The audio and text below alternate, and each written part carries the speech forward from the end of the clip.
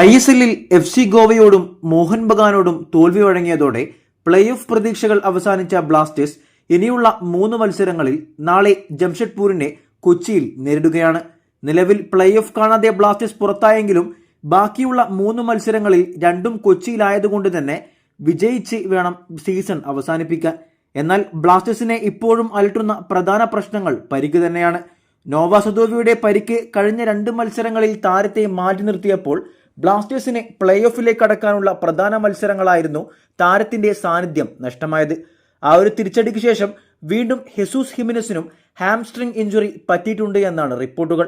So നോവാസദോവിയും ഹിമിനസും നാളെ ജംഷഡ്പൂരിനെതിരെ കളിച്ചേക്കില്ല. Jesus ഹിമിനസ് ഇല്ലാത്തതുകൊണ്ട് തന്നെ നാളെ അവസരം ലഭിക്കാത്ത ഇഷാൻ പണ്ഡിതയ്ക്ക് നാളെ ആദ്യ 11-ൽ നെറുക്കു വീഴാനുള്ള സാധ്യതകളാണ് കാണുന്നത്.